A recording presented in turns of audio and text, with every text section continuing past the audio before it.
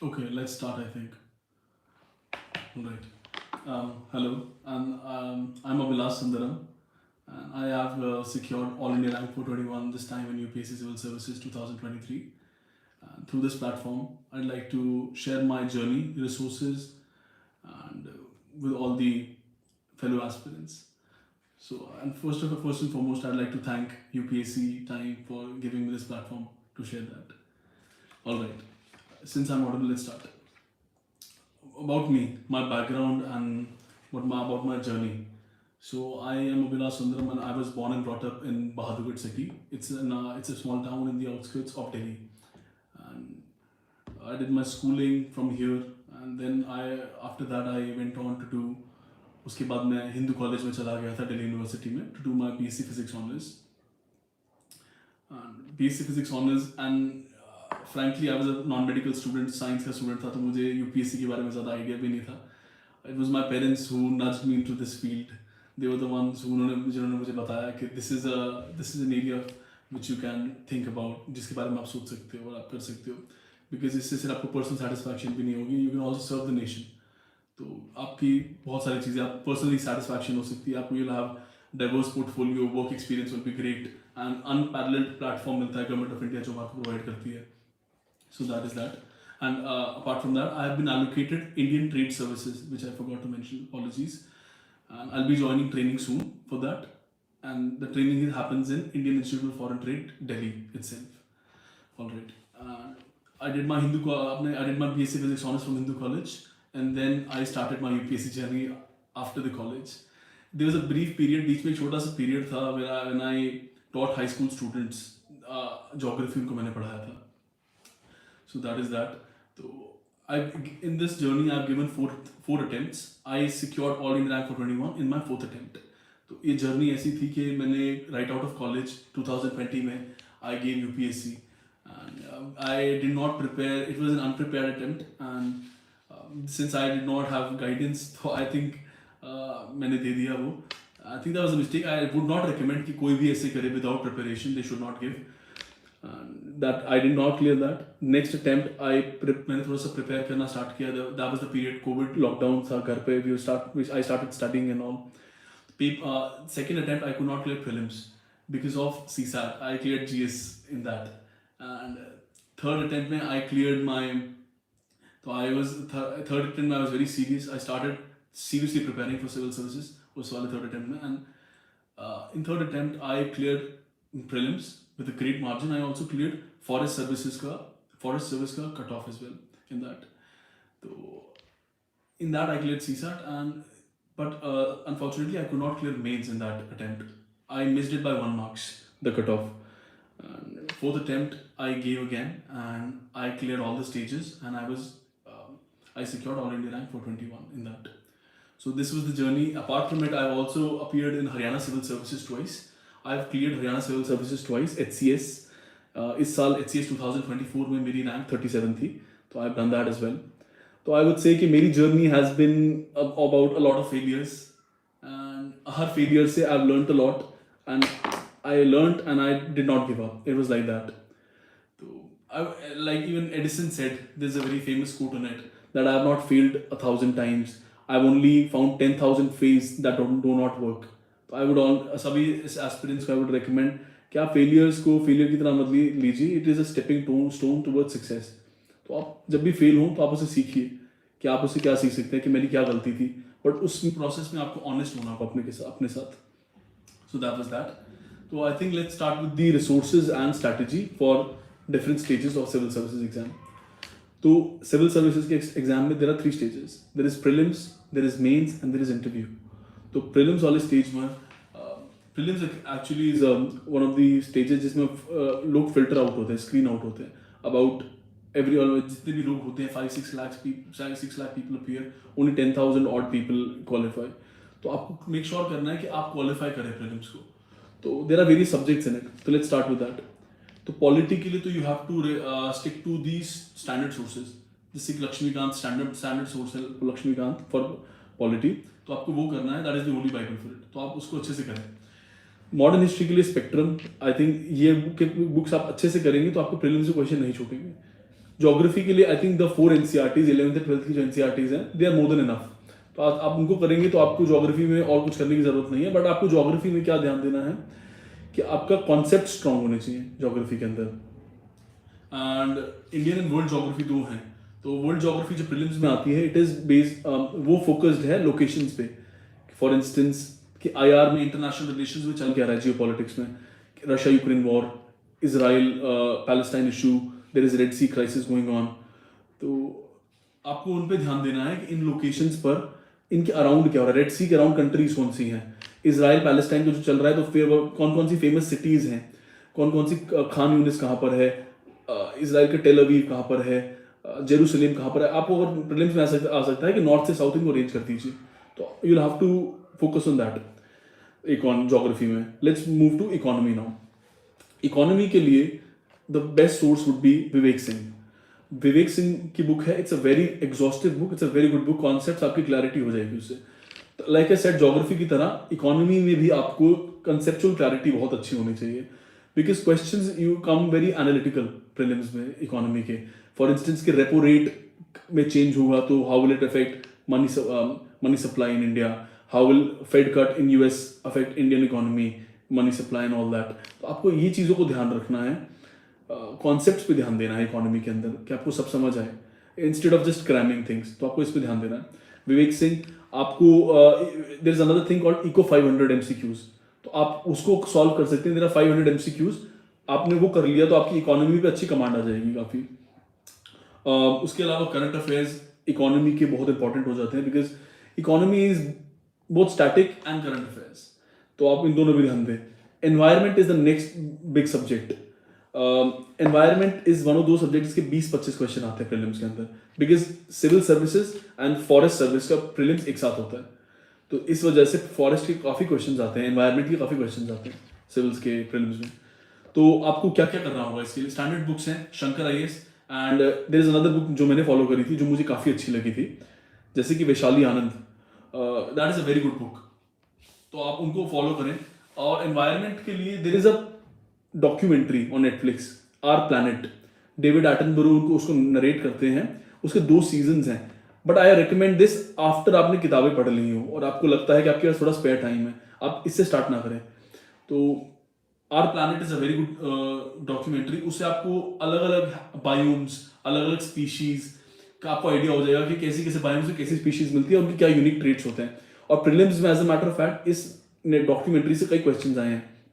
For example एक question आया था प्रीलिम्स के अंदर कि कौन सा एनिमल वुडन स्टिक बनाकर एंट्स को बाहर निकालता है पेड़ से, वो उस नेटफ्लिक्स के डॉक्यूमेंट्री में दिखाया था, एंड दैट इज ओरांगुटान, वो करता है ऐसे। तो आपको ये ध्यान देना है। अपार्ट फ्रॉम इट आप इंडियन स्पीशीज का आप एक लिस्ट बनाइए, एक स्पीशीज रिकवरी प्रोग्राम है मिनिस्ट्री ऑफ एनवायरनमेंट का, उस पर 22 ऑड स्पीशीज हैं। तो आप उन स्पीशीज पे तो बहुत अच्छे से ध्यान दीजिए कि आपको उन स्पीशीज का बहुत अच्छे से पता होना चाहिए कि वो उनका IUCN स्टेटस क्या है, वो कहाँ मिलती हैं, किस हैबिटेट में रहती हैं, वो कौन से नेशनल पार्क्स उनके साथ एसोसिएटेड हैं। तो आपको इन चीज़ों पे ध्यान देना है। मैपिंग के लिए नेक्स्ट बिग चीज़ जो प्रीलिम्स के अंदर टॉपिक है, थीम इज मैपिंग। तो मैपिंग के लिए आपको इंटरनेशनल रिलेशन की कोई मैगजीन आती है, विजन IAS करता है, देयर आर सम अदर्स जो करते हैं, तो आपको उन पर ध्यान देना है, उनको पढ़ना है जरूर, और स्पेशली मैप्स पे ध्यान देना है। ये करना है, एटलस पे ध्यान देना है, वर्ल्ड मैप पे, जैसे कि कॉन्गो रिवर। आप एक चीज को ध्यान रखना, UPSC की प्रीलिम्स में African continent, South America, these are their favourite continents. Africa के ऊपर उन्होंने 2-3 बार रिवर्स के बारे में पूछ के, कॉन्गो रिवर किस किस कंट्री से फ्लो करती है। अगर आपने मैप देखा है कॉन्गो रिवर का तो आप बहुत आराम से सॉल्व कर सकते हैं उसको। तो इसमें आपको क्रैम भी करने की जरूरत नहीं है, आपको देखना है मैप्स को रोज, वर्ल्ड मैप को एटलिस्ट लीजिए। आप जब आप प्रीलिम्स के लिए प्रिपेयर करेंगे 2 महीने, तो आप उसमें रोज देखिए 10 मिनट, 5-10 मिनट, ऐसा ज़्यादा नहीं लगेगा आपको। तो आप ये कीजिए। National parks, tiger reserves, biosphere reserves, Indian reverse, world heritage sites, ये तो आपको बहुत अच्छे से आनी चाहिए कि अगर आपको मैं पूछूं पपीकोंडा नेशनल पार्क कहाँ है, तो आपको इंस्टेंटली बताना है कौन से स्टेट में है। फॉर एग्जाम्पल जैसे कि मैंने भी कुछ बनाए थे, मैं आपको दिखाता हूँ। ये नेशनल पार्क है और ये टाइगर रिजर्व। तो ये नेशनल पार्क का मैंने एक मैप ले लिया था, एंड इस मैप पे मैंने बेसिकली जितने भी नेशनल पार्क हैं, अब तो 106 हो चुके हैं, उस टाइम पे जब मैंने बनाए थे तो 104 नेशनल पार्क्स थे। तो 104 नेशनल पार्क सारे मैंने मैप कर लिए थे, एंड देन मैंने इसके पीछे सारे लिख लिए थे कौन से स्टेट में कौन सा मिलता है। कि जम्मू कश्मीर में कौन सा है, आंध्र प्रदेश में कौन सा है, छत्तीसगढ़ में कौन से मिलते हैं, उड़ीसा में कौन सा है, अंडमान निकोबार में कौन सा है। तो आपको ऐसे करके नेशनल पार्क, टाइगर रिजर्व्स और बायोस्फीयर रिजर्व्स के लिए स्पेशली करना है। वाइल्ड लाइफ सेंचुरीज के लिए मत करना, because wildlife sanctuaries India में मोर देन 550 हैं, तो वो that is not within our capacity कि हम उसको याद नहीं कर सकते। That is that. आपको नेशनल पार्क इनकी आपको लोकेशन अच्छे से याद करनी है। Moving on to the next subject, ancient medieval art and culture. तो ये रिसेंट ईयर्स में इसकी काफी वेटेज थोड़ी सी बढ़ गई है। इसके क्वेश्चंस 7-8 क्वेश्चंस आने लग गए हैं हर साल, 8 कभी कभार 10 भी क्वेश्चंस आ जाते हैं। तो ancient medieval art and culture is one of those topics जो बहुत ही मुश्किल सब्जेक्ट है। अगर आपका हिस्ट्री से बैकग्राउंड नहीं है, जैसे मेरा नहीं था, तो मैं फिजिक्स बैकग्राउंड से हूँ, साइंस बैकग्राउंड से, तो मुझे तो बहुत डिफिकल्ट लगा था पढ़ना। तो इसके लिए आपको क्या करना होगा, एंशिएंट मिडिवल के लिए आप कर्सरी रीडिंग दो, या तो एनसीईआरटीज पढ़ लीजिए तमिलनाडु वाली, या फिर 11th-12th की एनसीईआरटीज पढ़ लीजिए। और आप एक बुक होती है पूनम दलाल दहिया, आई वुड रिकमेंड आप पूनम दलाल दहिया की बुक लीजिए। उसमें एंशिएंट मिडिवल हिस्ट्री दोनों है, आप उसको देखिए। और स्पेशल फोकस आपका होना चाहिए क्रोनोलॉजी पे, कि गुप्ता पीरियड कब था। आपको पता होना चाहिए कि एंशिएंट हिस्ट्री में कि वैदिक पीरियड से इंडस वैली पीरियड आया, फिर उसके बाद मौर्यन पीरियड आया, और उसके बाद पोस्ट मौर्यन पीरियड आया, फिर गुप्ता पीरियड आया, फिर ऐसे कैसे करते करते क्रोनोलॉजी पता होनी चाहिए। और उन एम्पायर्स का थोड़ा बहुत आपको आइडिया होना चाहिए कि what are the major architecture उन्होंने जो किया। से Gupta period is associated with temple architecture in India, it is the golden period. Temple architecture start उनके अंडर हुआ था, तो आपको ये बातें पता होनी चाहिए। और टेम्पल्स, कुछ फेमस टेम्पल्स की लोकेशन आपको अच्छे से पता होनी चाहिए इंडिया में। जैसे फॉर इंस्टेंस एक बार 64 योगिनी टेम्पल पे प्रीलिम्स में क्वेश्चन आया था, तो अगर आपको थोड़ा आइडिया हो तो आप कर सकते हैं इनको। आर्ट एंड कल्चर के लिए आपको नितिन सिंघानिया की बुक पढ़नी है, और वो बहुत सेलेक्टिवली रीडिंग करनी है। उसकी एक स्ट्रैटेजी होती है कि आपको नितिन सिंघानिया का फर्स्ट चैप्टर है आर्किटेक्चर के ऊपर, तो आपको ध्यान देना है कि आपको उस पर बहुत ध्यान से पढ़ना है उसको, क्योंकि वो फर्स्ट चैप्टर प्रीलिम्स में भी काम आता है और मेंस में बहुत काम आता है। मेंस में वो फ्रीक्वेंटली आस्क्ड चैप्टर है।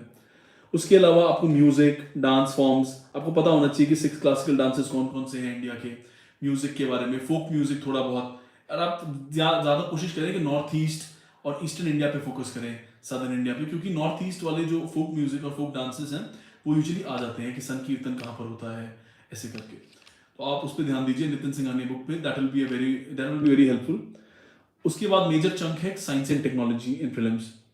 साइंस एंड टेक्नोलॉजी के लिए आपको क्या करना है, विजन आईएएस की करंट अफेयर्स की मैगजीन आती है, तो आप उसको पढ़िए अच्छे से, करंट अफेयर्स की PT 365, it's an annual compilation, आप उसको बहुत अच्छे से करें, आपका साइंस एंड टेक सॉर्टेड हो जाएगा। लेकिन उसके अलावा थोड़ा आपको एक्स्ट्रा एफर्ट डालना पड़ेगा फॉर साइंस एंड टेक, क्योंकि साइंस एंड टेक में they also ask conceptual questions.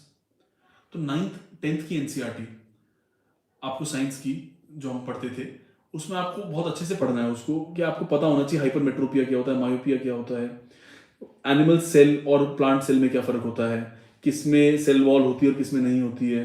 आपको ये चीज़ों का आइडिया होना चाहिए, क्योंकि ये plant cell versus animal cell का क्वेश्चन 2-3 साल पहले प्रीलिम्स में आया था और वो एनसीईआरटी में था। तो आपको 9th-10th की एनसीईआरटी करनी है, करंट अफेयर की मैगजीन। ऑल्सो बायोटेक्नोलॉजी पे एक्स्ट्रा ध्यान देना पड़ेगा आपको, क्योंकि बायोटेक्नोलॉजी स्लाइटली डिफिकल्ट, तो आपको पता होना चाहिए डीएनए, आरएनए इंटरफेरेंस टेक्नोलॉजी क्या होती है, जीन एडिटिंग, क्रिस्पर कैस9 कैसे काम करता है। इसके अलावा आपको for example single cell nuclear transfer technology कैसे होती है, pronuclear transfer, 3 parent baby क्या होता है, तो आपको इन चीज़ों के बारे में आइडिया होना चाहिए। तो biotech is very important. Apart from it, अगर हम देखिए करंट अफेयर्स का weightage in prelims, that is very less.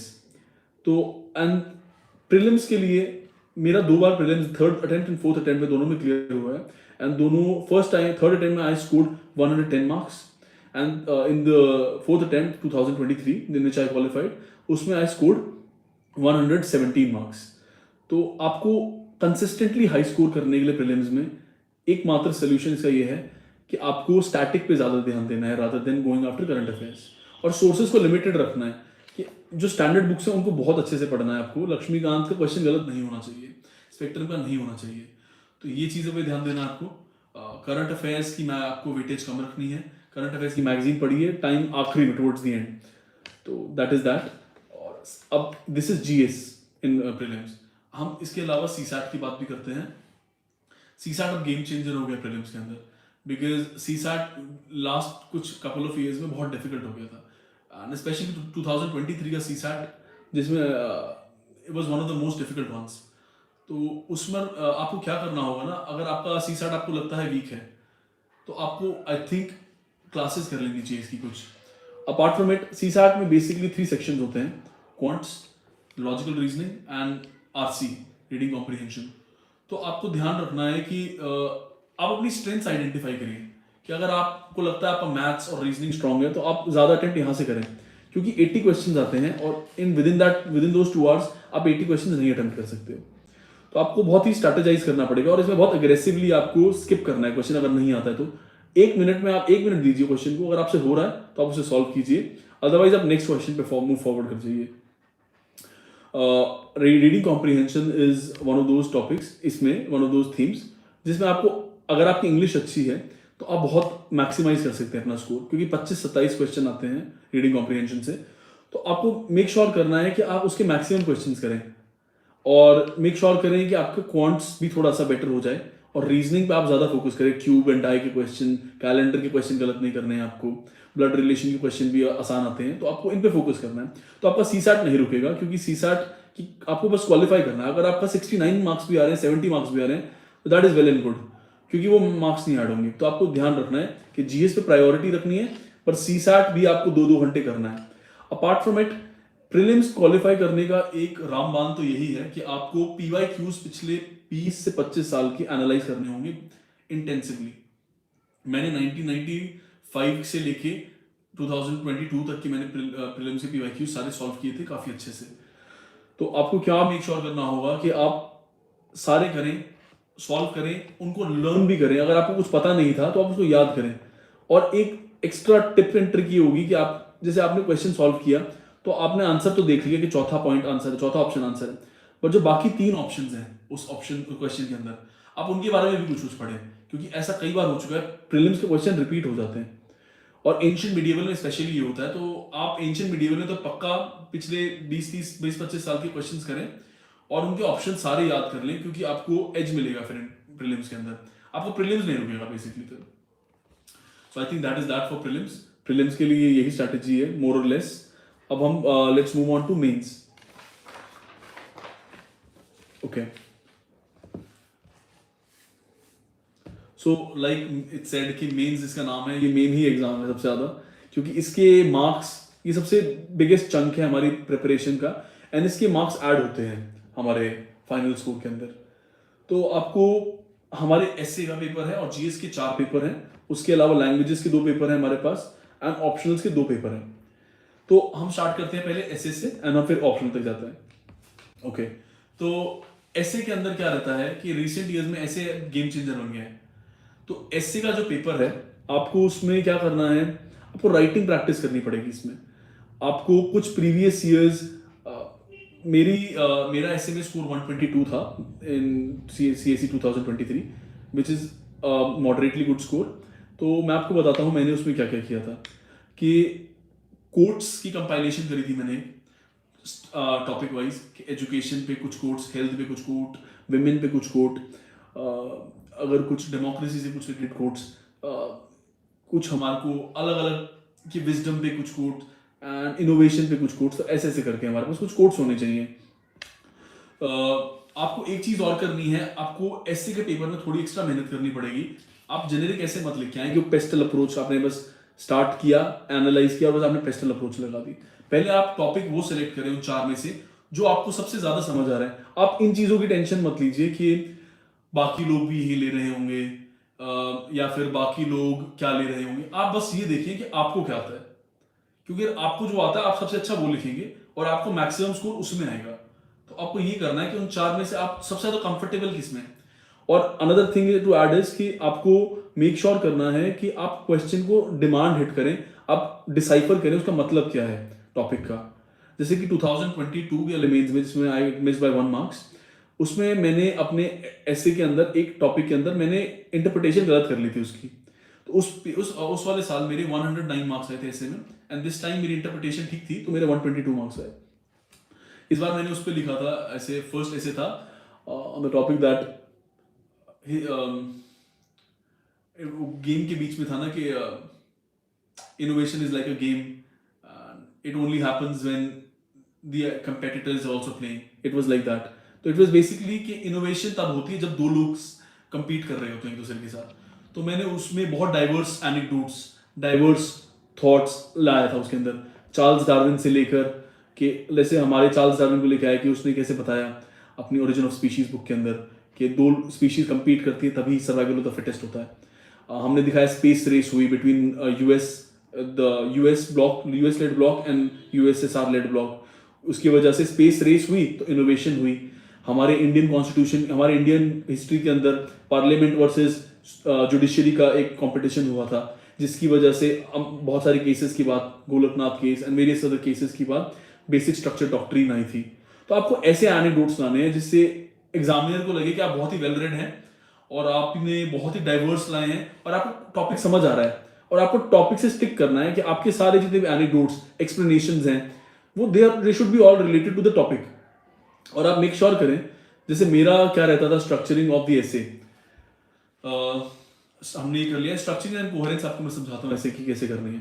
आप टॉपिक को लीजिए, आप समझिए. अगर आपको उससे रिलेटेड कोई कोट पता है तो आप कोट ऊपर लिख दीजिए. आप उसका ऑथर, जो भी कोट का ऑथर है उसको आप लिख दीजिए साइड में. आपको नहीं पता तो एनोनिमस लिख सकते हैं आप उसमें. And then you start writing एक एनेक्डोट विच इज बहुत इंपैक्टफुल एनेक्डोट जो उस टॉपिक से रिलेटेड है. जैसे कि मैंने अभी अपना फर्स्ट ऐसे आपको बताया, उसमें मेरा एनेक्डोट स्टार्टिंग का था. It was that anecdote was related to Oppenheimer versus Heisenberg and this was Manhattan project. और उस साल ओपनहाइमर मूवी भी आई थी. तो आई रोट दैट कि हाउ ओपनहाइमर जो यूएसए में था वर्सेस हाइजेनबर्ग जो जर्मनी में था, उनके बीच में कंपटीशन की वजह से न्यूक्लियर वेपन बना था. दिस इनोवेशन हैपेंड बिकॉज दो brilliant minds were competing against each other and उसकी वजह से मैनहट्टन प्रोजेक्ट हुआ था. तो ये this was my anecdote starting का. एंड उसके बाद आप ये एनेक्डोट लिखने के बाद आप फिर अपना थीसिस लिखिए कि आपको इस टॉपिक से क्या समझ आ रहा है. आप इस एसे के अंदर कौन कौन से डायमेंशंस को टच करेंगे, कि आप बताएंगे कि ये टॉपिक का मतलब क्या है, कि ऐसा होता है कि अलग अलग फील्ड्स में ये एप्लीकेबल है, व्हाट, व्हाई, हाउ, आपको वो एक्सप्लेन करना है. एंड आप towards the end I also make sure कि I am also writing an antithesis. तो आप एंटीथीसिस लिखिए. एंटीथीसिस में आप 2 पेजेस दीजिए. आप बताइए कि ऐसा भी जरूरी नहीं है कि कंपटीशन हो तो अच्छी बात है. फॉर एग्जांपल अगर कंपटीशन, मैंने कंपटीशन का लिख दिया कि देयर आर सम एग्जांपल जिन्होंने विदाउट कंपटीशन इनोवेट किया. लाइक बुद्धिज्म, जब Buddha, Gautam Buddh when he went out, तो उनको कंपटीशन नहीं, उन्होंने खुद रियलाइज किया. That was self realization journey for him. तो आप, मैंने वो एग्जांपल लिखा. तो आप ऐसे से करके आप कुछ डाइवर्स एग्जांपल्स लिख देते हैं कि इनोवेशन जरूरी नहीं है कंपटीशन से ही हो. सेल्फ रियलाइजेशन, बहुत सारे फैक्टर्स होते हैं इनोवेशन के लिए, ड्राइव करते हैं उसको. तो अब मैंने वो लिखा. एंड टुवर्ड्स द एंड आप सम अप कर दीजिए, समरी लिख दीजिए ऐसे की. तो आपको एग्जामिनर को समझ आ जाएगा कि आपने हिट भी कर दिया, डाइवर्स एग्जांपल्स भी लिख दिए, स्ट्रक्चरिंग अच्छी करी है, आपने एंटीथीसिस भी बता दी कि एक काउंटर व्यू भी एग्जिस्ट करता है, और फिर आखिरी में आपने समरी भी लिख दी उसकी. और आप मेक श्योर कीजिए कि जो कनेक्टिंग स्टेटमेंट्स है वो बड़ी आप अच्छे लगे. ऐसा नहीं लगना चाहिए कि आप एक टॉपिक से दूसरे टॉपिक अब्रप्टली जंप कर रहे हैं. कि आप लिख सकते हैं moving on from this topic to another topic. It is not only true in polity, it is also true in historical struggles in that have been seen. तो आप ऐसे से लिख सकते हैं, बहुत अच्छे लगते हैं फिर ये. तो दैट इज एसे. एंड उसके अलावा हम GS1 की बात करते हैं. GS1 में geography, society, art and culture, world history, modern history and post independency subjects हैं. तो आपको मेक श्योर करना है, माय ऑप्शन वाज ज्योग्राफी, तो मुझे इतनी मेहनत नहीं करनी पड़ती ज्योग्राफी पढ़ने के लिए फॉर दैट. तो ज्योग्राफी के 8 क्वेश्चन आते हैं. तो आपको ज्योग्राफी, अगर आपका ऑप्शनल नहीं है तो आप थोड़ा सा एफर्ट डालें, क्योंकि ज्योग्राफी के 8 क्वेश्चन वो ऑलमोस्ट, देखिए आप 40% ऑफ द पेपर है ना, तो आपको बहुत अच्छे से उसको हिट करना है, आपको बहुत अच्छे से एड्रेस करना है उनको. तो I used to do that. Society के 6 क्वेश्चंस आते हैं. This is the next biggest segment जो लोग इग्नोर करते हैं. तो आपको सोसाइटी में कुछ हमारे को सिलेबस में दे रखे कीवर्ड्स. हमारे को दे रखा है communalism, secularism. Apart from that हमें को क्या क्या दे रखा है, urbanization, globalization and its effects. तो आपको इन सब टॉपिक्स पे आपके 2 पेजेस रेडी होने चाहिए हर चीज पे. ग्लोबलाइजेशन की आपकी डेफिनेशन, आपको मतलब ग्लोबलाइजेशन का तो इंट्रोडक्शन रेडी होना चाहिए कि अकॉर्डिंग टू दिस इसकी डेफिनेशन ही है ग्लोबलाइजेशन की. कोट एक रेडी होना चाहिए कि there is a very famous person, I am not remembering the name, कि हु सेड कि arguing against globalization is like arguing against the laws of gravity. तो मेरा कंक्लूजन ये ऑलवेज सेट था कि ये दिखाता था कि इंपॉर्टेंस ऑफ ग्लोबलाइजेशन कितनी ज़्यादा है हमारी वर्ल्ड में। तो आपको ये होना चाहिए कम्युनलिज्म पे, आपके कुछ कम्युनलिज्म हो गया, रीजनलिज्म हो गया, इनकी कुछ कमिटीज भी है, Sachar committee, other RP Mishra committee. तो आपके ये वे फॉरवर्ड में कंक्लूजन में अगर आप ये लिखेंगे तो एग्जामिनर को समझ आ जाएगा कि आप प्रिपेयर करके आए हैं, और क्वेश्चन को हिट कीजिए। इन टॉपिक्स में आप इंट्रो में डेफिनेशन लिखिए, फिर आपको देखेंगे 10 मार्कर्स में हमेशा 2 सब हेडिंग्स होती हैं और 15 मार्कर्स में 3 सब हेडिंग होती है मेंस में।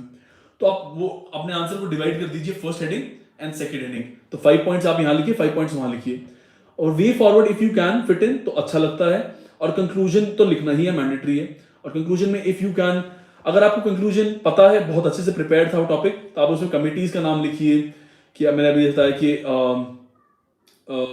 लाइक आई सेड कि आरपी मिश्रा कमेटी है, साचर कमेटी ने बोला इक्वालिटी अपॉर्चुनिटी कमीशन बनाइए।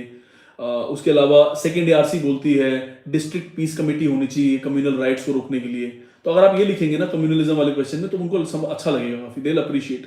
और अगर आपको नहीं आता है तो आप इसके अलावा भी बहुत सारे हमारे तरीके होते हैं। एसडीजीज 17 एसडीजीज आपको याद करने पड़ेंगे टू कंक्लूड एनी आंसर। आपको याद होना चाहिए एसडीजी 1 क्या है, एसडीजी 2 क्या है, एसडीजी 10 क्या बोलता है, एसडीजी 13 क्लाइमेट एक्शन बोलता है एनवायरमेंट में। आप सीधा लिख दीजिए अगर आपको कुछ नहीं आ रहा है तो। सो दी है GS1 की strategy. And apart from it, हम GS2 में मूव करने से पहले मैं आपको एक बार I think I should tell you something about mains के अंदर जो GS के आंसर्स लिखने होते हैं उसमें क्या क्या एलिमेंट्स होते हैं, वो क्या क्या इंपॉर्टेंट है। आपको रिसोर्सेज तो अब जैसे मैंने बताया ही था कि रिसोर्सेज आर द सेम कि आप करें। आप ना मेंस के अंदर रिवर्स इंजीनियरिंग कर सकते हैं। अगर आपको लग रहा है कि आपका प्रिपरेशन स्लो रही है तो आप रिवर्स इंजीनियरिंग कर सकते हैं। आप टेस्ट पेपर्स ले आएंगे, सेक्शनल पेपर्स ले आइए GS1 2 के, तो आप उनके टेस्ट पेपर्स के जो सोल्यूशन है, जैसे फोरम IS की MGP होती है, विजन की test series is very good, तो आप इन सब की टेस्ट सीरीज के आप आंसर्स ला सकते हैं मार्केट से खरीद के, और आप उनके आंसर्स पढ़ें और आप उनके अकॉर्डिंगली प्रिपेयर करें, तो आपका एफिशिएंसी बढ़ेगी इससे। टाइम मैनेजमेंट पैरामाउंट है। आपको एक चीज मेक श्योर करनी है कि आपको एक भी क्वेश्चन नहीं छोड़ना है मेंस के अंदर। आपके 20 क्वेश्चंस आते हैं तो 20 के 20 क्वेश्चंस अटेम्प्ट होने चाहिए, क्योंकि एक एक नंबर की वैल्यू होती है मेंस में। मेंस के अंदर प्रेजेंटेशन स्किल्स बहुत मैटर करती हैं। तो आपको इंट्रो लिखना है, उसके बाद एक छोटा सा डायग्राम बनाना है। अगर ज्योग्राफी है तो इंडियन मैप बना दिया, वर्ल्ड मैप बना दिया, और ये आपको प्रैक्टिस होनी चाहिए कि आप 10-15 सेकंड में बना दो। और आपको बहुत सुंदर मैप नहीं बनाना है, बस जल्दी जल्दी बना के आपको रफ डायग्राम बनाना है, और उस पर आपको थोड़ा सा स्कीमेटिक्स, मतलब आपको थोड़ा लेबल करना पड़ेगा उसको। तो आप इसका मेक श्योर करें। अगर आपको मैप डायग्राम नहीं है तो आप पाई डायग्राम बना सकते हैं। जैसे ह्यूमन डेवलपमेंट इंडेक्स का क्वेश्चन अगर कोई आता है UNDP पे, तो आप एक पाई चार्ट बना सकते हैं कि एजुकेशन, 3 कंपोनेंट्स होते हैं HDI के अंदर, एजुकेशन, हेल्थ एंड इनकम। तो आप इन तीनों को आप ऐसे बना के दिखा सकते हैं, और आप उसे सब कंपोनेंट ऐसे एरो बना के दिखा सकते हैं। हब एंड स्पोक डायग्राम बना सकते हैं, लाइन डायग्राम बना सकते हैं। तो आप मेक श्योर करें आपकी कॉपी स्टैंड आउट करेगी इसकी वजह से, क्योंकि एग्जामिनर भी 15,000 बच्चे मेंस लिख रहे हैं, 13,000 बच्चे, और सबकी कॉपी चेक करते करते सेम आंसर्स, तो it gets very monotonous for him और हर। तो आपको मेक श्योर करना है कि आपकी कॉपी स्टैंड आउट करे content wise, presentation wise, and आपको इस चीज का ध्यान रखना है। Apart from it, committees, quotes आप डाल सकते हैं। जैसे अगर कैग का क्वेश्चन इस साल आया था, तो आप कैग के क्वेश्चन में आप B.R. अम्बेडकर का कोट लिख सकते हैं। B.R. अम्बेडकर ने बोला था कि I think in Indian constitution CAG is probably the most important office, और आप ये लिख के और आप कैग को कोट करके आप नेक्स्ट लाइन में लिख सकते हैं CAG is a constitutional body established under article 148 to 151 के अंदर इसकी पावर्स हैं और ये वहां पे एस्टैब्लिश्ड है। तो ये बहुत सुंदर लगेगा आपका GS2 के अंदर। कंक्लूजन में मैंने बताया आपको SDGs कर सकते हैं, आप इसके अलावा कमिटीज देख सकते हैं। विकसित भारत बाय 2047, $30 ट्रिलियन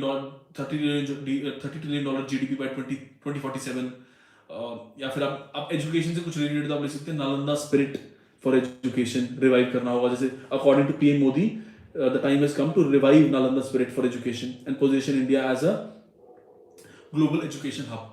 आप ऐसी बातें लिख सकते हैं कि इससे आपका कंक्लूजन शाइन करेगा, तो आप ये कर सकते हैं। एंड तो let's move on to GS2 now. GS2 में हमारे पास पॉलिटी, कॉन्स्टिट्यूशन है, गवर्नेंस, सोशल जस्टिस है, एंड इंटरनेशनल रिलेशंस है। ये मोटे मोटे ये मेन सब्जेक्ट्स हैं हमारे पास GS2 में। तो पॉलिटी एंड कॉन्स्टिट्यूशन के लिए तो you must stick to Laxmikanth, nothing else. आप लक्ष्मीकांत करें, आपका उससे क्वेश्चंस हो जाएंगे, एंड PYQs एनालाइज करें, क्योंकि GS2 के अंदर they have a set pattern जो क्वेश्चंस पूछते हैं वो। जैसे एक कॉन्स्टिट्यूशनल बॉडी का क्वेश्चन हमेशा बनता है, इस साल कैग पे आया था, लास्ट ईयर आई थिंक कोई national commission of SC ST, NCPC या फिर नेशनल कमीशन ऑफ वुमेन, ऐसे क्वेश्चन आते रहते हैं। तो अगर आपने इनकी प्रिपेयर कर लिया आंसर्स, तो आप इनका आंसर्स बहुत आराम से लिख सकते हैं।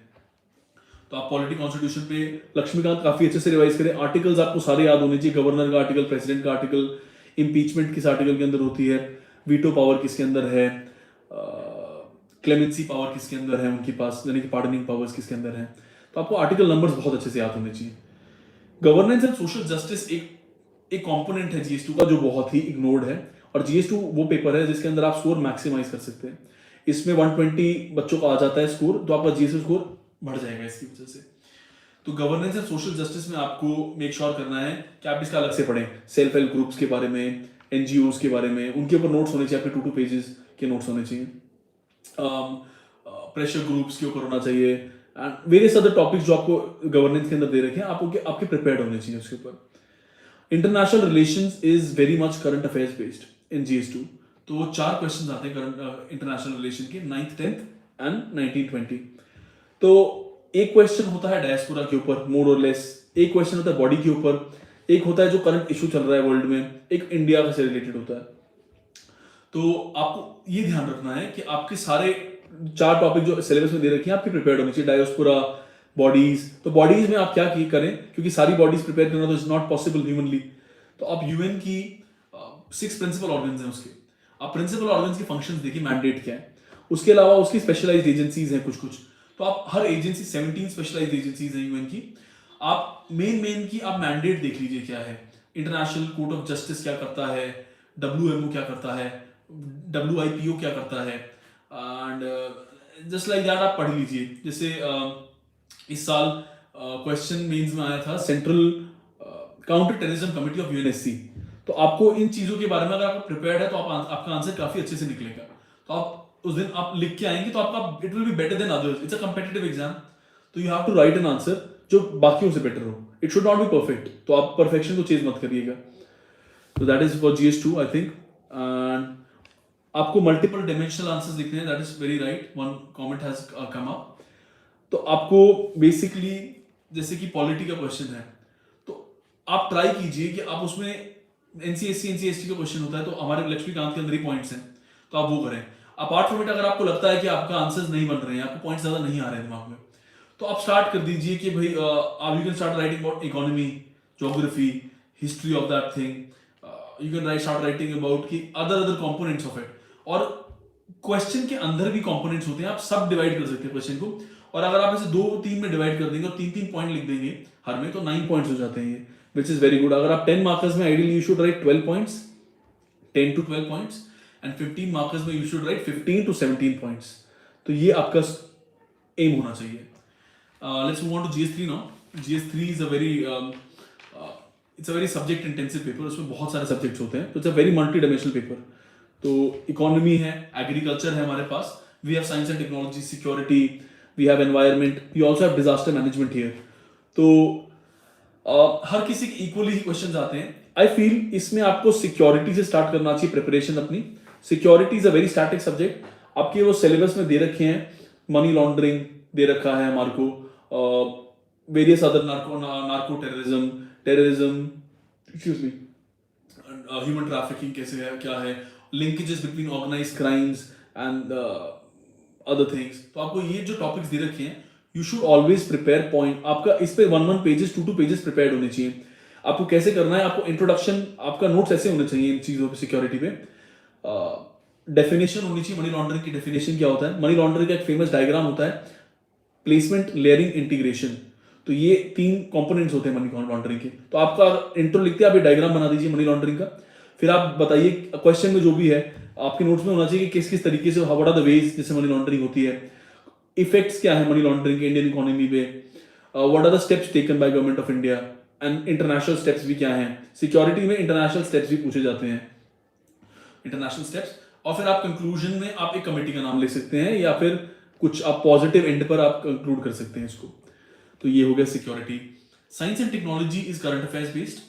तो करंट अफेयर्स के लिए आपको कोई भी मैगजीन ले लीजिए, PT मेंस 365 आती है विजन की, and some other institutes also post compile their compilations. तो आप साइंस एंड टेक्नोलॉजी के लिए आप मेंस 365 करें refer.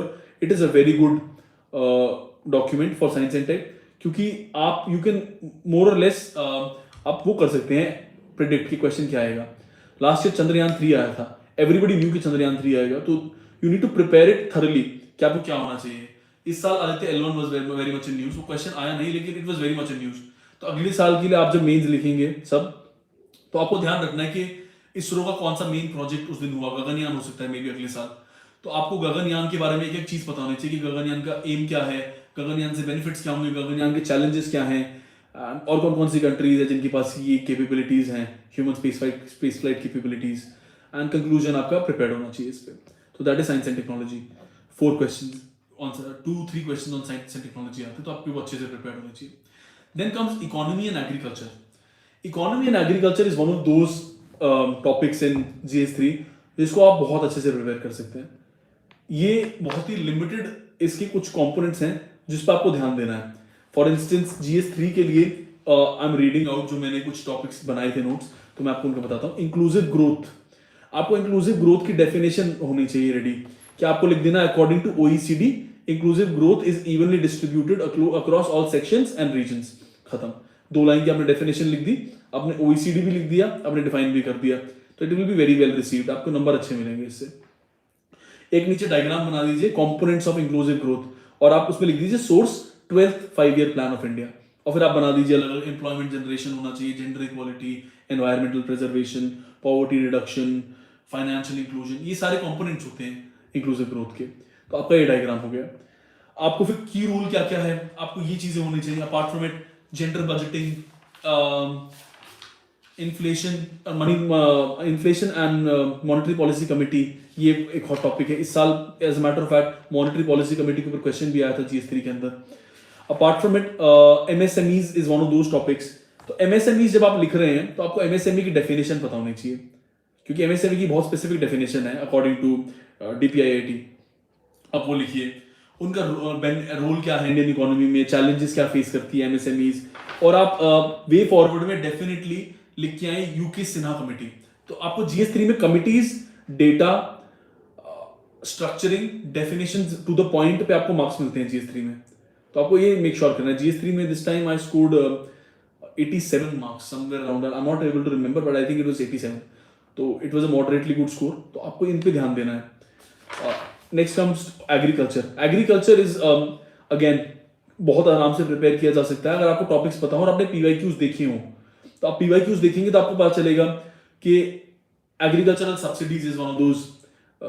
Agricultural subsidies is a frequently asked question कि एग्रीकल्चरल सब्सिडीज कौन कौन सी हैं, क्या बेनिफिट्स हैं, क्या चैलेंजेस होते हैं उनकी वजह से, क्या क्या नुकसान होते हैं.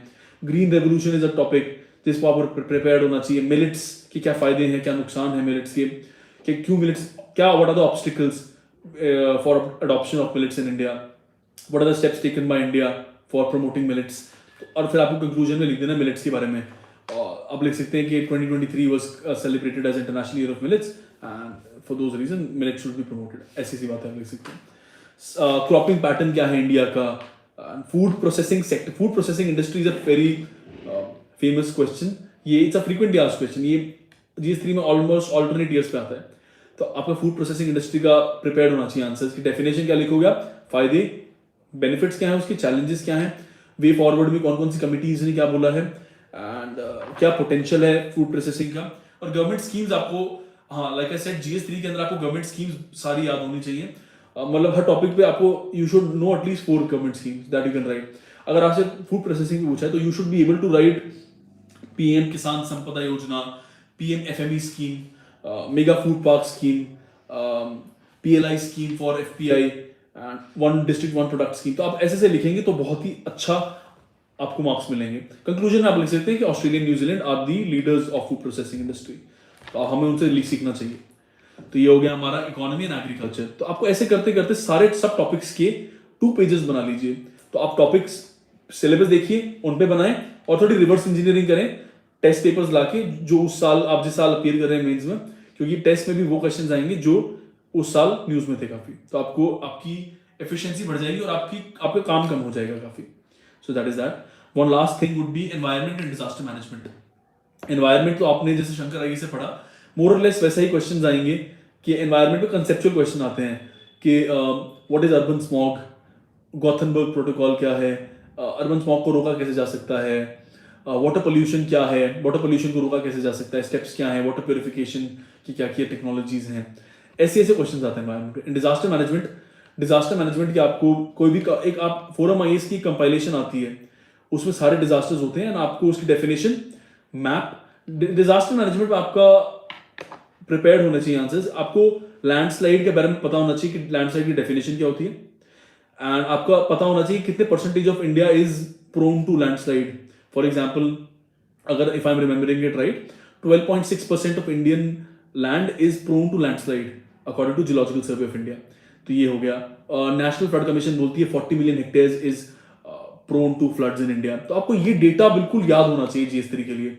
आपको सारों की definition, data, what are the causes, मतलब रीजन क्या है कि फ्लड्स होते क्यों हैं, वो रीजन, और सोल्यूशन क्या है फ्लड्स को रोकने के लिए। और आपका कंक्लूजन में आपका वो there are some conclusions, readymade conclusions for disaster management जो आपको लिखने हैं। तो do that. GS4, let's move on to GS4 now. GS4 is another paper जो बहुत ही वेल रिवॉर्डिंग पेपर है। आपको GS4 पर एक्सेप्शनली ज्यादा ध्यान देना पड़ेगा क्योंकि एथिक्स के पेपर में मार्क्स अच्छे आते हैं अगर आप अच्छा आंसर लिख के आ रहे हैं तो इसमें दो सेक्शन है हमारे पास। Section A is theoretical and section B is case studies. तो सेक्शन ए के अंदर सिलेबस इज गिवन कि आपको दे रखा है emotional intelligence, integrity, aptitude, attitude, क्या डिटर्मिनेंट्स हैं एथिक्स के, एंड थिंग्स लाइक दैट, कि foundational values of civil servants क्या होती हैं। आपको पता होना चाहिए कि नोलन कमेटी ने 7 वैल्यूज दी हैं, integrity, accountability, selflessness, honesty, objectivity, leadership, openness, ये 7 वो थी। तो आपको याद होना चाहिए। आप इसका निमोनिक बना लीजिए, IAS होलो मैंने बना रखा था, IAS HOLO, तो आपको याद हो जाएंगी committees, all the foundational values. तो GS4 में स्कोर वेल करने का है, आपको सारी डेफिनेशंस याद होनी चाहिए, आपको एग्जांपल्स पता होने चाहिए, real life example civil servants के, कि मणिपुर के IAS ने क्या किया, उन्होंने रोड बना दिया। आपका पंजाब में सेक्स रेशियो ठीक करने के लिए उन IAS ने क्या किया, तमिलनाडु में क्या हो रहा है। आप जब बुक पढ़ेंगे, कोई भी बुक पढ़ेंगे, आप कोई भी सोर्स रेफर कर लीजिए फॉर एथिक्स, आपको ये एग्जांपल्स मिल जाएंगे और आप ऑनलाइन भी सर्च करेंगे इंटेग्रिटी के, वरना अदरवाइज आप ग्रेट लीडर्स के भी एग्जांपल लिख सकते हैं। Martin Luther King, M Visvesvaraya sir is used to keep 2 separate candles in his office. एक थी ऑफिस के लिए कैंडल जो ऑफिस मनी से थी, एक उनकी पर्सनल कैंडल थी जो उन्होंने अपने पर्सनल मनी से करी थी, पर्सनल यूज के लिए। तो ये था, आप ऑफिस आवर्स के बाद अपनी पर्सनल कैंडल ऑन कर लेते थे। तो ये आप एग्जांपल्स लिख सकते हैं। अब APJ Abdul Kalam never took gifts from anybody else. जब भी गिफ्ट उनको मिला है बाहर से, वो हमेशा इंडियन ट्रेजरी में डिपॉजिट कर देते थे। तो आप ये एग्जांपल्स लिखेंगे, this shows integrity. Socrates death trial, this shows intellectual integrity. तो ये आपको ध्यान रखना है। डेफिनेशंस, एग्जांपल्स बहुत सारे। बेनिफिट्स क्या है, इंटेग्रिटी अगर हमारे पास होगी तो क्या बेनिफिट्स हैं, कि हमारे को सेंस ऑफ सेल्फ सेटिस्फैक्शन होगी, हमारी इंटेग्रिटी होगी तो पब्लिक सर्विस डिलीवरी इंप्रूव होगी, वर्क कल्चर इंप्रूव होगा डिपार्टमेंट के अंदर, आपकी you will emerge as a leadership, bureaucracy और सिटीजनशिप्स के बीच में कनेक्टिविटी होगी, राइट। एंड वही बोलते हैं Weberian bureaucrats will emerge as a Weberian bureaucrats, all that you can write, that will be well received. तो आप ये ध्यान रखना है आपको। मतलब GS4 के अंदर जो पार्ट ए है section A, that is pre prepared basically. आपको बहुत अच्छे से याद होना चाहिए, मेमोराइज्ड होना चाहिए। आप क्वेश्चन देखें, समझे कि एटीट्यूड पे पूछा है, एप्टीट्यूड पे पूछा है, एंड आप लिखना स्टार्ट करें, and make sure you are also making some diagrams. कि फॉर एग्जांपल परसुएशन पे क्वेश्चन आता है तो आपने डेफिनेशन लिख के डायग्राम बनाना है आपको। Triad of Aristotle, ethos, pathos and logos, ये 3 ट्रायड हैं परसुएशन के, तो आपको ये लिखना है। एंड फिर आप बाकी तो इट्स ऑल आंसर राइटिंग। आप जैसे प्रैक्टिस करेंगे आप सीखते जाएंगे and you will be good at it. Case studies you can only learn it through practice. You start writing tests for case studies. Case studies का एक सेट पैटर्न फॉर्मेट होता है लिखने का। आपको केस पढ़े जल्दी से कि क्या है case study, what is it about. फिर आप उसमें लिख दीजिए कि इंट्रोडक्शन में छोटा इंट्रोडक्शन लिखें कि this is a classical case of losing integrity being lost with civil servants. क्या दिस, ऐसा आप लिख के कुछ भी लिख सकते हैं। This is a classical case of this value being lost in civil services or maybe some other public office, आप लिख सकते हैं। एंड देन उसके बाद स्टेक होल्डर्स बना दीजिए इफ यू हैव टाइम। तो आप स्टेक होल्डर बनाइए कि कौन कौन सी केस स्टडीज में स्टेक होल्डर्स हैं। फिर आपको 3 क्वेश्चन दे रखे होंगे, आप स्टार्ट कर दीजिए उसको आंसर करना। एंड कोर्स ऑफ एक्शन में try to bring in some philosophers कि why am I doing this, I am doing this because मैं वर्चुअल एथिक्स को अपहोल्ड कर रहा हूँ। If I do this I will come out as courageous, मैं ये कर रहा हूँ ताकि यूटिलिटेरियनिज्म को मैं प्रमोट कर सकूँ, because my action will bring maximum pleasure to maximum people. Otherwise आप लिख सकते हैं कि ये जो मेरा एक्शन है ये कांतियन डियोंटोलॉजिकल एथिक्स के साथ इन लाइन है कि राइट मीन्स मैं अडॉप्ट कर रहा हूँ एक्शन में, तो आप ये लिख सकते हैं। बहुत सारी चीजें आप लिख सकते हैं, या फिर आप लिख सकते हैं कि मे बी आपको पॉलिटिकल प्रेशर हो तो आप बोल सकते हैं मैं निष्काम कर्म करूंगा, लाइक हमारे इंडियन फिलोसफी टीचर्स, कि मैं फल की चिंता नहीं करूंगा, मैं काम करूंगा, जो भी ड्यूटी मेरी है मैं वो करूंगा, चाहे मेरे साथ कोई भी whatever the consequences may be, I'll honestly do my job. तो you just write निष्काम कर, it will be very well received. तो आपका ethics paper I think is that. Ethics paper is a very lengthy paper by the way. तो you should make sure that आपका ethics paper complete होना चाहिए, और ये तब होगा जब आपने mocks लिखे होंगे GS के papers में, और GS4 especially. और GS4 happens on the second day, third day almost, और लास्ट पेपर होता है, तो आप थक भी जाते हैं, मेंटली एग्जॉस्टेड होते हैं, फिजिकली एग्जॉस्टेड होते हैं, पर आपको 3 घंटा वो लिखना भी होता है, तो आपको ये प्रैक्टिस करनी पड़ेगी। You have to write multiple tests and then you will be very used to it. So that is that. Let's now move to my optional which was geography, and तो my optional was geography. I did my BSc physics honours, तो मेरा background physics में था, but I opted for geography. तो optional choose कैसे करते हैं ये मैं आपको बताता हूँ, मैंने कैसे किया था। मुझे पता था कि मैंने ह्यूमैनिटीज कभी पढ़ा नहीं है, अपने स्ट्रेंथ्स और वीकनेस आइडेंटिफाई करनी है, कि मेरे को पता था कि मैंने कभी ह्यूमैनिटीज पढ़ा नहीं है, political science, history, I never knew कि इन सब्जेक्ट्स में क्या है, फिलोसफी, तो I did not opt for them. Apart from it physics मेरा बैकग्राउंड ही था, बट आई न्यू कि physics I don't think I would be able to carry, क्योंकि उसका जीएस के साथ ओवरलैप कम होता है। But then I was either I was gonna take maths और ज्योग्राफी, बट देन मैथ्स के साथ भी वही केस था कि मैथ्स इज ऑल्सो बहुत कम ओवरलैप होता है जीएस के साथ, तो इट्स वेरी डिफिकल्ट आप मैथ्स यूज कर सकें। Geography I was very interested, मैंने जब जीएस पढ़ना स्टार्ट किया तो मुझे geography subject I really liked it, तो that was one of the reasons why I took it. I also had a good mentor जिन्होंने मुझे बोला कि ज्योग्राफी आप ले सकते हैं, तो he had that influence. Apart from it मैंने ज्योग्राफी हाई स्कूल में पढ़ाई भी 11th-12th के बच्चों को, जिसकी वजह से I develop that acumen for geography. And apart from it geography का ओवरलैप जीएस पेपर्स के साथ काफ़ी अच्छा है, that is why I took geography. It is a bulky subject, but it was a very rewarding subject for me. I scored 278 marks in geography. Paper 1 129 and paper 2 149. That was my score, and that's that. Paper 1 के अंदर there is a different strategy, and paper 1 is world geography and paper 2 is Indian geography. So आपको ये देखना है कि आपकी strength और weaknesses क्या हैं, जो optional identify करते हुए। And I think if people would like, so I would also discuss my optional strategy here, if the audience wants. तो मैं ऑप्शनल की स्ट्रैटेजी भी इधर डिस्कस कर लूं।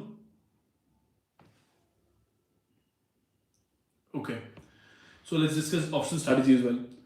Okay, so paper 1 in optional in geography is related to world geography more or less. It's theoretical.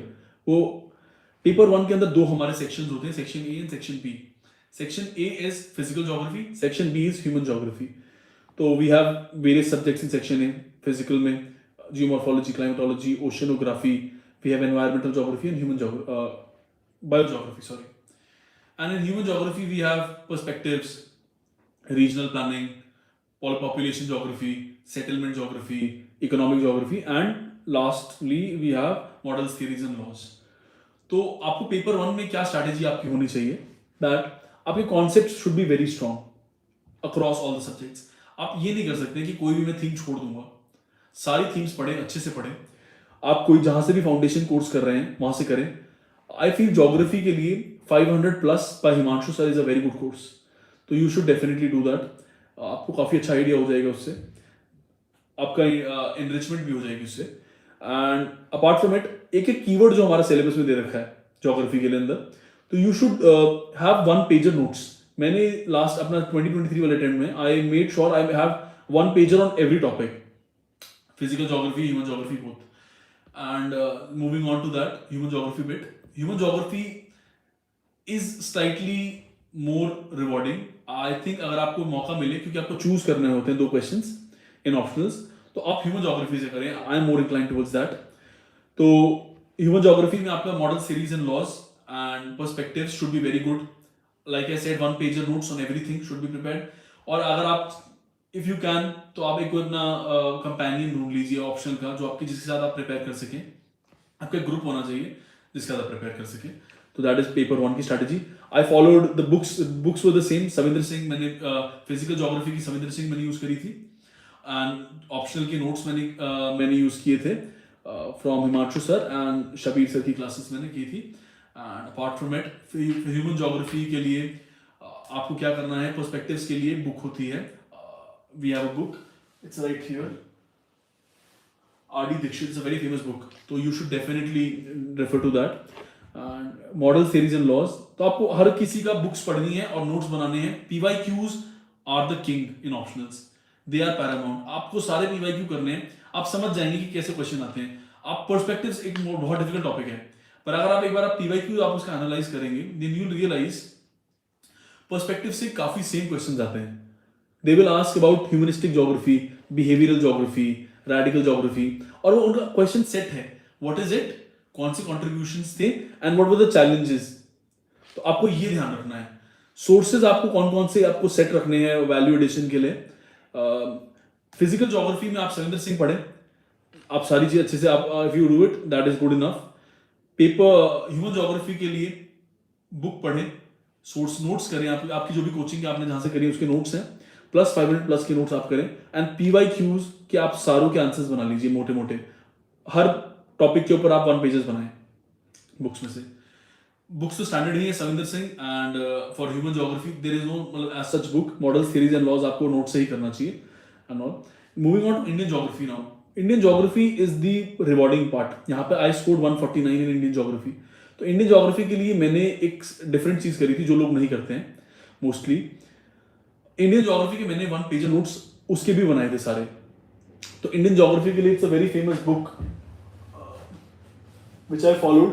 Khuller is a very famous book, but I also followed this book, Majid Hussain by Indian Geography. So it is a very good book. आप इससे अपने notes बनाइए हर topic के, कि आपको monsoon के ऊपर notes होने चाहिए, जेट स्ट्रीम्स के ऊपर नोट्स होने चाहिए. अपार्ट फ्रॉम इट रिसोर्सेज में आपके नोट्स होने चाहिए कि what are the renewable energy resources, क्योंकि क्वेश्चन रिन्यूएबल एनर्जी पे आता है frequently. Water crisis is another question जो हमेशा फ्रीक्वेंटली आस्क्ड क्वेश्चन पेपर 2 के अंदर. Another part is like up settlement geography के अंदर they have a very famous question, historical evolution of Indian cities. 2023 में geography option के अंदर वो आया था. तो you have to prepare it. Books के अंदर वो दे रखा है. माजिद हुसैन के अंदर भी है, and there is another book उसके अंदर भी है. तो you need to make diagrams in your optionals. For instance, historical evolution में I wrote के भाई what do you mean by urban morphology, उसकी definition according to Doxy Ardis definition ये है. And then I made diagrams कि historical evolution कैसे कर सकते हैं. For example, like somebody asked कि maps कैसे याद करें. maps को याद करने का एक ही तरीका है, आपको बार बार बनाना होगा अपने हाथों से. तो मैंने जब वो बनाया, मुझे वो historical evolution वाला मैंने आंसर याद कर रखा था, मैंने बना रखे थे नोट्स उसके. तो आपको एंशिएंट से स्टार्ट करना है कि IBC में और गुप्ता पीरियड में कैसी होती थी. IBC के अंदर तो हमारे भी है ग्रिड पैटर्न. फिर हमारे मीडिएवल टाइम में क्या कैसी सिटीज बनने लग गई, बाजार बेस्ड मॉडल एंड ऑल. हमारे मॉडर्न कॉलोनियल टाइम में हमारे पास we had planned cities coming up. We had उनमें न्यू CBDs ऐड हो गए थे, राइट. कनॉट प्लेस वाज, मैंने कनॉट प्लेस का मैप बनाया था उसमें, क्योंकि Connaught Place was a new CBD added to Delhi by Britishers. तो मैंने उसका मैप बना दिया था CBD के लिए. Then you go to post independence. Post independence में you write planned cities. Planned cities में I made the diagram of Chandigarh का मैप बनाया. तो I made 4 diagrams in 20 marker, 4-5 diagrams हर पेज पे. And these are very like diagram बहुत अच्छे से थे. And they had I also labelled them. जैसे CP के मैप में आई स्टिल रिमेंबर, तो मैंने इनर सर्कल आउटर सर्कल लिखा. आई मेड बाबा खड़क सिंह मार्ग आई रोड. उसके अलावा जनपथ रोड लिखा मैंने, बाराखंबा रोड. ये रोडों के नाम भी लिखे मैंने रोड्स के. तो you need to do that. And I think you need to make 1 pagers, have a group जिसके साथ आप कर सकें. पेपर 2 में मैपिंग के 20 मार्क्स के क्वेश्चन आते हैं. You need to make sure कि आपके 7-8 ठीक हों, तो आपको PYQs करने पड़ेंगे उसके। तो दैट इज दैट। तो PYQs आपको सारे एनालाइज करने हैं, 10-20 साल के जितने भी हैं आप कर सकते हैं। टेस्ट सीरीज लिखिए, आप किसी भी इंस्टीट्यूट पे लिख सकते हैं, but I think test series से ज़्यादा इंपॉर्टेंट है PYQs एनालाइज करना एंड राइटिंग दोज PYQs। तो आई इंटेंशनली डिड दैट, तो वो मुझे बेनिफिट हुआ, रिवॉर्ड हुआ था, and that is that for geography. Apart from it we can move on to now mains interview की प्रिपरेशन। तो इंटरव्यू की प्रिपरेशन में I would keep it short for interview. Interview का रिजल्ट्स भी, मेंस के रिजल्ट भी आने वाले हैं for those who are preparing. तो all the best, I wish all of you make it. And how do we go about interview? So basically interview की preparation में डैफ आता है। You have to fill there are basically 4 headings in DAF that you have to fill. So we have a prizes and medals heading, sports, position of leadership held, extracurricular activities. तो आप make sure करें आप इसमें 2-2 heading, 2-2 entries तो लिखें, and don't lie on these headings. Try to be honest, because interview में पता चल जाता है कि आप सच बोल रहे हैं, झूठ बोल रहे हैं पैनलिस्ट को, क्योंकि वो 2000-2500 बच्चों का इंटरव्यू ले रहे हैं। They know, they are very seasoned, they know who's lying and who's honest and who's lying. तो don't do that, don't try to bluff them. तो दैट इज दैट। तो आप इंटरव्यू की प्रिपरेशन में basically give more and more mocks, क्योंकि आपको you will get comfortable with that setting कि आप बीच में बैठे हैं and there are 5 people around you और जो आपसे बात कर रहे हैं। आपको फिर after 8th-9th mock, I give 10 मॉक्स in total for my during my preparation. So do that. And interview की प्रिपरेशन में you should prepare your optionals, you should prepare your home state, कि होम स्टेट के क्या issues हैं आपके। आई come from Haryana, तो हरियाणा के there are 10-15 issues, major issues that you need to know. Like stubble burning is one of the prominent issues. तो stubble burning पे मुझसे इंटरव्यू में पूछा भी था क्वेश्चन कि व्हाट इज स्टबल बर्निंग, और स्टबल बर्निंग इशू अभी रिसेंटली 10-15 साल में क्यों उठा है, एंड क्या क्या सोल्यूशंस आप ऑफर करते हैं। Since I already prepared it, तो I gave a very good answer on it. तो you need to do that, आपको अपने स्टेट पे होना चाहिए। अपार्ट फ्रॉम इट आपकी जो हॉबीज हैं, for example for me hobbies में I wrote strength training was one, teaching is one of my passions, and apart from it, so these are the ones I can remember right now. I also play cricket, so I wrote all of that sports में। तो they ask me questions on all of it, आपका optional, home state or your interests, तो you should be very thorough with it। and अगर आप जब आप start करेंगे prepare करना, all these coaching institutes they also provide you PDFs, compilations for your hobbies। जैसे cricket की आती है, स्ट्रेंथ ट्रेनिंग मतलब जिम वर्कआउट की आती है, तो आप वो कर सकते हैं। So you need to prepare for all of them, आपका उससे प्रिपेयर हो जाएगा। And if you are into service, for example I did not join Haryana civil service but I was part of it. तो they asked me question कि what is it and what do you do, what is the work profile of it, so that was asked from me। So you need to prepare these things, ये चीजें prepare हो सकती हैं, and there are some random questions in interview, so you have either, if you know it तो answer it, and opinion based questions पूछते हैं analytical, तो you have to keep your answer short, 3-4 points, keep it short, answer it, and if you don't know it be honest and tell them honestly, sorry sir I don't know, I'll read upon it। आप mock interviews देंगे जितना ज्यादा, you'll get very good at it। So that is that। And apart from it, one thing I would highly recommend, कुछ चीजें जो मैंने अपने batchmate से भी पूछी सिविल्स में जिन्होंने क्वालिफाई किया, so all of them had a very, the ones who had very good score in interview, 190 plus, 200 plus, I had 173 marks in interview। तो ये मैं उनकी एडवाइस आपके साथ शेयर कर रहा हूँ, ये मेरी एडवाइस नहीं है। तो उनकी एडवाइस ये थी कि be honest, try to express yourself. Interview में आप जब मॉक इंटरव्यूज देने जाएंगे तो आपको बोलेंगे कि आंसर बहुत छोटा दीजिए, but that is not always the case. कई चीजें होंगी जो आपको बहुत अच्छे से आती हैं and you would want to speak more on that, तो आप उसमें कैपिटलाइज करें, हर बार ही नहीं बट कैपिटलाइज करें अपनी स्ट्रेंथ्स पे। You have to show the interview panel that you are passionate about some things, you know a great deal about some things, तो आप उसमें आपको दिखाना है।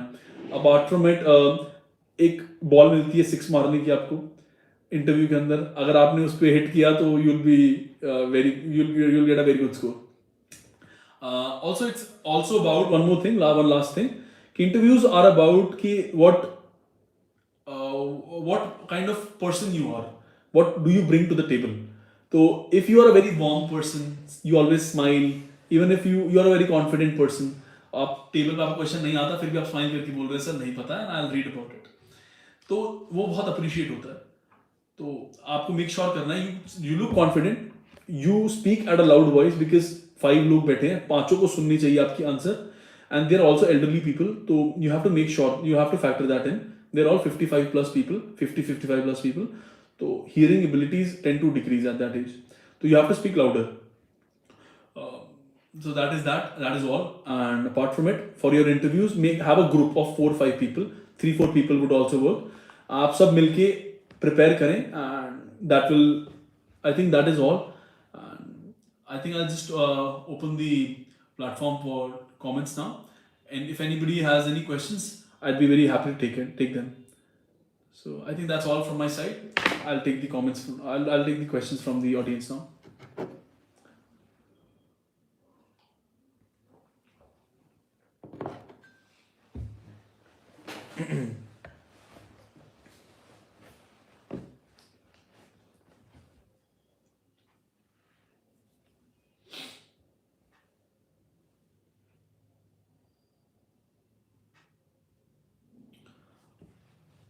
Okay, one question is why civil services, sir? So this is a very interview type question, और ये this is a very personal question. तो आपको identify करना पड़ेगा कि आप सिविल्स की तैयारी क्यों कर रहे हैं. For me, it was a mixture of both.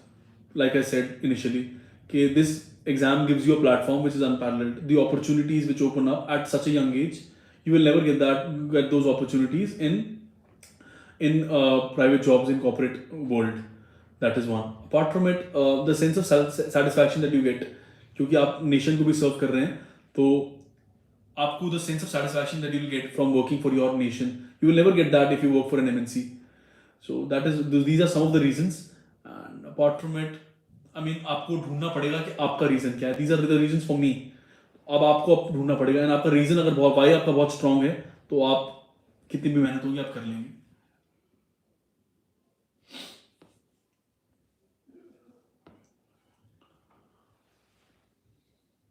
One other question is कि mock interview और UPSC interview में क्या difference होता है?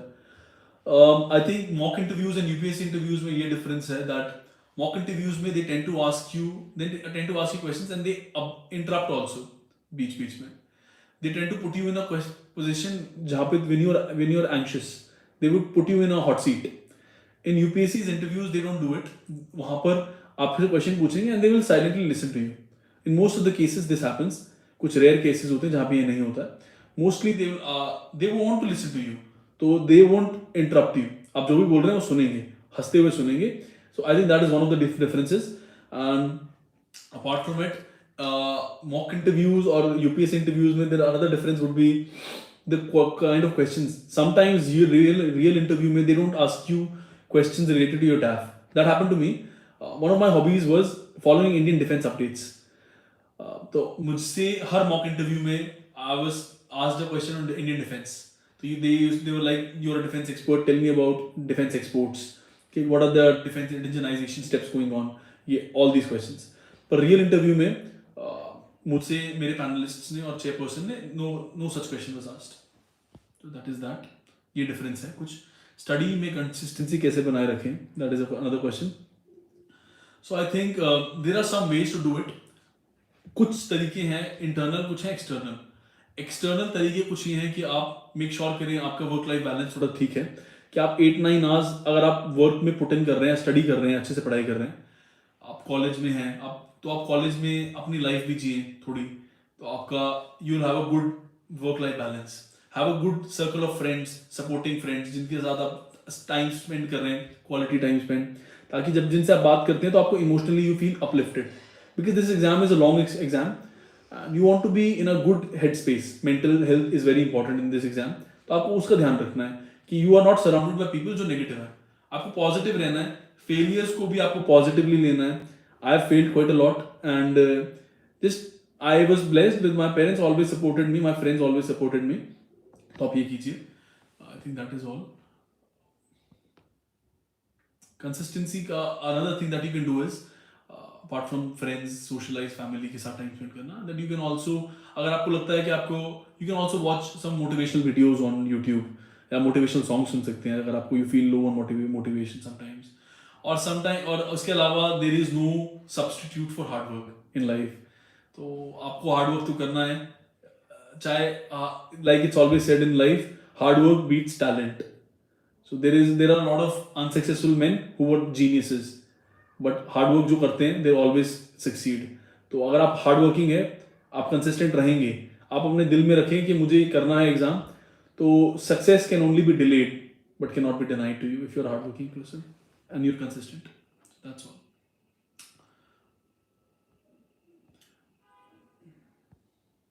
ITS की ट्रेनिंग के बारे में पूछा है. सो ITS की training happens in Delhi, Indian Institute of Foreign Trade. The reason why I kept ITS among above other services was personal again. तो मैंने बाकी सर्विसेज के ऊपर रखी थी. It was my personal preference क्योंकि ITS has a very good work profile. They handle India's foreign trade and they are also involved in FTA negotiations. There are other international deputations to WTO, UNCTAD and other international bodies.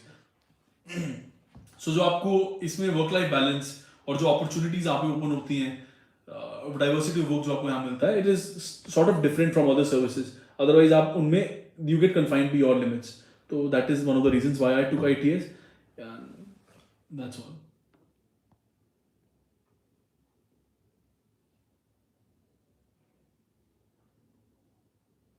So one question is कि mains की तैयारी में coaching note से कर रहा हूँ जिसमें 36 books हैं और 200 पेज की हैं, तो मैं एक साल में कैसे कंप्लीट करूँ.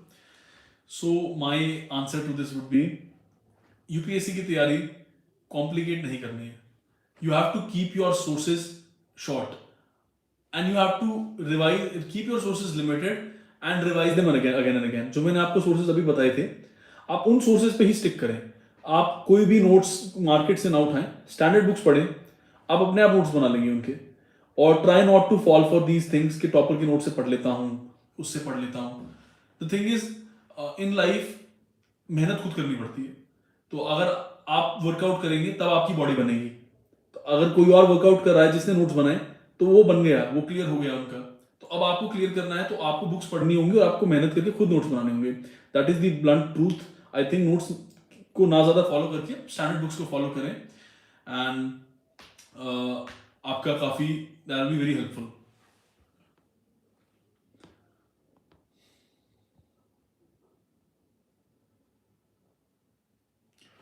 एक क्वेश्चन है, प्रीलिम्स मेंस और इंटरव्यू क्वेश्चन ना आता हो तो आपको कैसे आंसर करना है.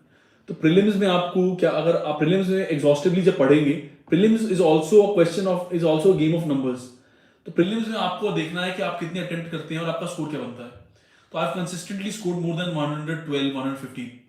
तो उसका रीजन ये है इन प्रीलिम्स जीएस में कि मुझे अपनी स्ट्रैटेजी आपको डिवाइस करनी है. मेरी स्ट्रैटेजी ये रहती है कि आई अटेम्प्ट मोर क्वेश्चंस. तो आप मेरी फर्स्ट रीडिंग में I give 3 readings to prelims paper. First reading में आई डू 50 क्वेश्चंस, क्योंकि अगर आपके नोट्स आपने रिवाइज कर रखे हैं, आपने बुक्स अच्छे से रिवाइज कर रखी हैं, आपकी स्टैटिक बहुत स्ट्रांग है, तो आपके 50 क्वेश्चन 40-50 क्वेश्चन फर्स्ट रीडिंग में हो जाएंगे. सेकंड आपका है रीडिंग होगी जिसमें आप 30 क्वेश्चन ऐसे होंगे जिसमें आपने 2 ऑप्शन एलिमिनेट कर दिए, तो आप उनको भी सॉल्व कीजिए मेरे हिसाब से. तो आप ये जो प्रीलिम्स का एक्यूमेन होता है ऑब्जेक्टिव क्वेश्चंस का, एमसीक्यू सॉल्व करने का, तो आप जितने सॉल्व करते जाएंगे, जितने मॉक्स लिखेंगे प्रीलिम्स के, और जितने आप पीवाईक्यू सॉल्व करेंगे, तो आपका ये एक्यूमेन डेवलप हो जाएगा और आप समझ जाएंगे यूपीएससी की लैंग्वेज क्या है. तो आप एक बार यूपीएससी की लैंग्वेज समझ गए ना, तो आपको प्रीलिम्स बहुत आसान लगने लग जाएगा. तो दैट इज दैट. और थर्ड रीडिंग में, तो बेसिकली थर्ड रीडिंग में जितने क्वेश्चन मुझे लगते थे बाकी मैं करता था. मैं 90+ क्वेश्चन अटेम्प्ट करता हूँ मेन पेपर के अंदर, 90 से 95 questions, and that is my strategy for prelims. जी. और मेंस और इंटरव्यू में लाइक यू आस्क्ड, तो मेंस के अंदर तो आपको पेपर लिखना ही है. अगर आपको थोड़ा बहुत भी आइडिया है तो आप लिखना स्टार्ट कीजिए, उसकी डेफिनेशन जो आपको पता है उसके बारे में टॉपिक क्या है वो लिखें. इंटरव्यू में ऐसा कुछ नहीं कर सकते हो आप. इंटरव्यू में अगर आपको नहीं आता है तो just be honest and tell them कि मुझे नहीं आता है. और अगर आपको थोड़ा बहुत आता है तो ऑनेस्टली टेल देम कि सर मुझे सिर्फ इतना ही पता है, but sir I would go home and read more about it. तो be honest. Honesty is appreciated. Honesty is the best policy, like बचपन से सिखाया गया हमें. How to avoid distraction in beginning days of preparation.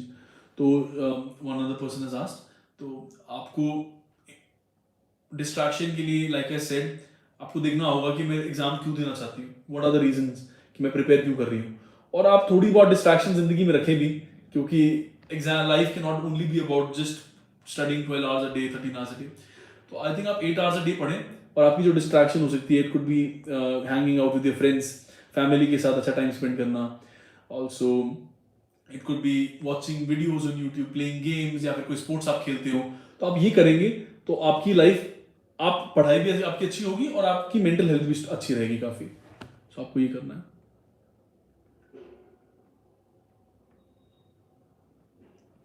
One question, very good question is कि what is the strategy for CSAT?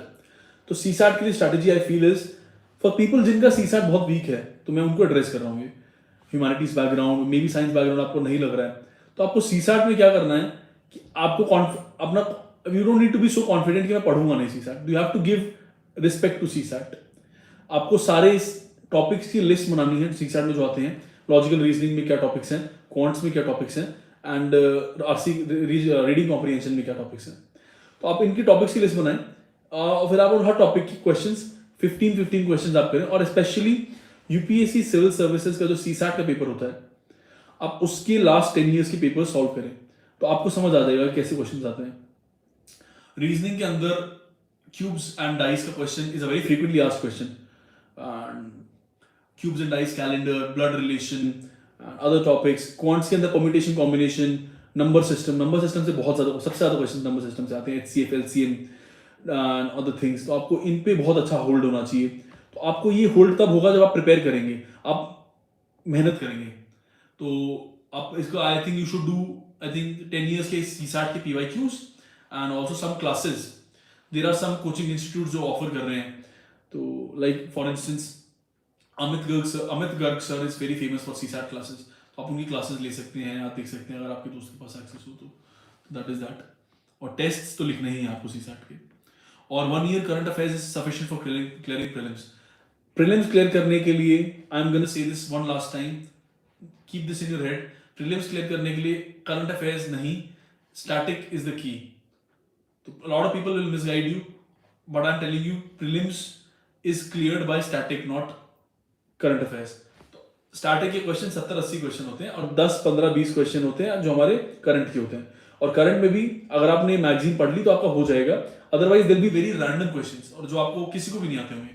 तो you can't prepare exhaustively for just 10 questions.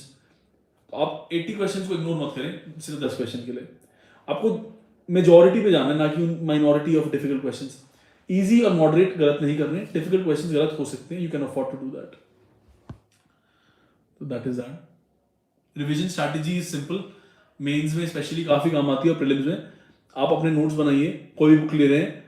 I'm a very old school person, so I still write whatever I'm doing. I will have a book, मैं पढ़ रहा हूँ, I write it on paper, मैं piece of paper पे लिखता हूँ, and I'll make notes out of it. Then I'll read those notes again and again. I think आप एक बार अच्छे से पढ़े बुक को, नोट्स बनाएं, उसके बाद उन नोट्स को आप 3 से 4 बार पढ़ लेंगे तो वो आपको मेमोराइज हो जाएंगे. और ये मेंस में दिस इज इररिप्लेसेबल. नोट्स को आपको करना है काफी बार रिवाइज. ऑप्शनल्स में स्पेशली ज्योग्राफी ऑप्शनल के मैंने I think 6 to 7 times notes revise किए थे, 1 pages. डेली शेड्यूल कैसा रहता था? तो डेली शेड्यूल इज प्रीलिम्स के टाइम, एग्जाम से 2 महीने पहले तो it's very hectic. I think it's the same for everybody.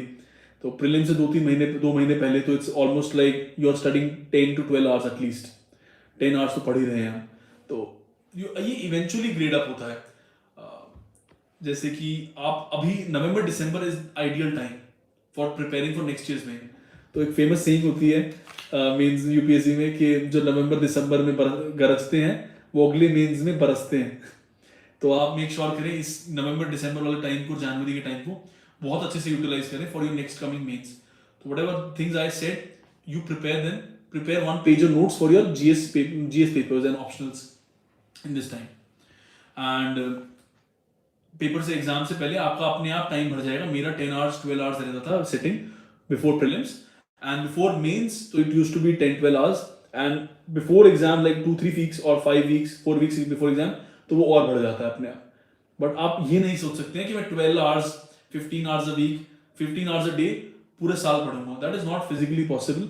आपकी हेल्थ, फिजिकल हेल्थ बहुत ज्यादा it will take a toll. तो आपको ये भी ध्यान रखना है कि सीट पे बैठे बैठे कमर आपको गर्दन में इशू हो सकता है, मे बी लोअर बैक में इशू हो सकता है एंड ऑल दोज थिंग्स। तो आप फिजिकल फिटनेस पे भी थोड़ा ध्यान रखिए, अपनी mental fitness, physical fitness with your studies. तो 8 hours a day is very good studying.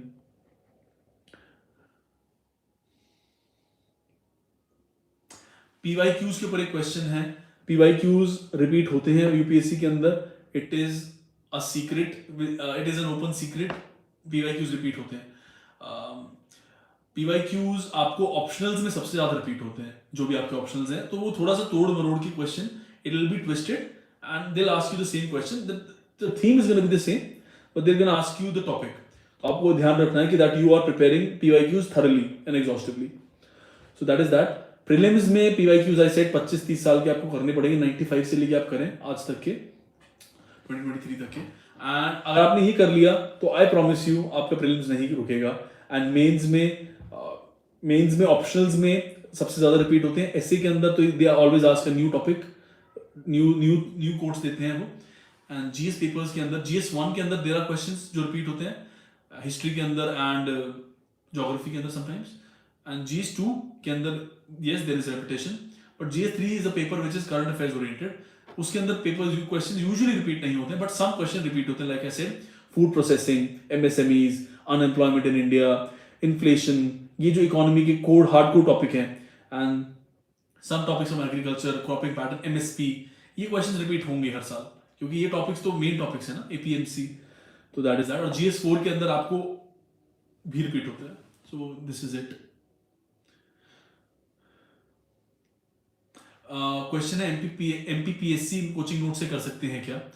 तो I am not from MP and I have not ever appeared for MP, but I have given Haryana civil services which is my state, and मैंने Haryana civil services के लिए I never prepared separately, I prepared for UPSC and with the grace of God and with some hard work from my and I prepared Haryana civil services, when I prepared I cleared Haryana civil services. तो I think आप civil service की तैयारी कर रहे हैं UPSC की, तो आपकी साइड बाय साइड स्टेट की हो सकती है, which can be a plan B as well, which is a very good plan B. तो you will be serving in your home state and आप, it's a very good platform जहां पे आप एक इम्पैक्ट ला सकते हैं, पब्लिक को सर्व कर सकते हैं एंड ऑल ऑफ दैट। तो दैट इज, आप डेफिनेटली आप एमपीपीएससी की तैयारी कर सकते हैं नोट से।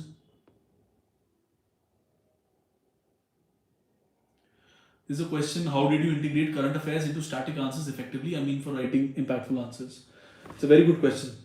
So, for example, one question example, let's take one example. So, GS3 के अंदर there can be a question on monetary policy committee and inflation. So, you can start your answer according to NSO. The CPI in May 2024 was 4.25%. I think this यही नंबर था, कुछ ऐसा ही, I could be wrong with the number, but जितना मुझे याद था यही था मई 2024 में।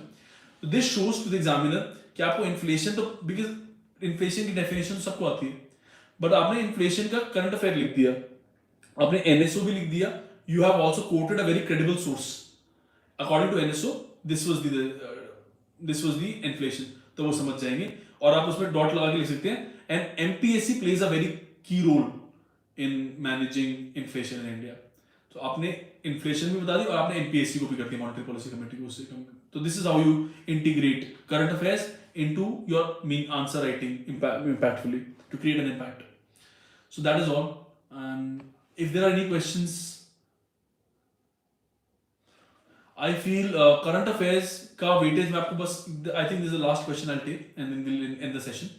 करंट अफेयर्स का बेसिकली 3 स्टेजेस हैं। प्रीलिम्स में सबसे लोवेस्ट वैल्यू है करंट अफेयर्स की, mains is current affairs oriented and you should write current affairs in your mains answer. Interview is all about in current affairs. Interview में they will ask you the question जो उस साल उस दिन अखबार में आया था। तो आई रिमेंबर मेरा इंटरव्यू वाज ऑन 20 मार्च। उस दिन अखबार में जब हम यूपीएससी भवन में थे तो क्वेश्चन आया, उस दिन अखबार में न्यूज थी, वर्ल्ड आईक्यू की रिपोर्ट आई थी, how Delhi has emerged as the most polluted capital. तो ये कई लोगों से उस दिन इंटरव्यू में पूछा था कि दिल्ली में पोल्यूशन के रीजंस क्या हैं, is Delhi the most polluted capital, why is Delhi the most polluted capital, क्या सॉल्यूशंस हैं, ऑल ऑफ दैट। तो आपको करंट अफेयर्स इंटरव्यू प्रिपरेशन में सबसे ज्यादा इंपॉर्टेंट है। तो आप देखिए आप किस स्टेज पर अभी हैं एंड उस हिसाब से करंट अफेयर्स को प्रायोरिटाइज करिए। So I think that's all for the session. And thank you for attending the session. Thank you for your time and energy. And I hope कि मेरी गलतियों से आपसे कुछ सीख पाए and you don't make those mistakes, the ones which I made. And I hope all of you clear the exam very soon, this year as well, this year only. I wish you all the best and thank you for attending the session. Okay, I'm going to end the session.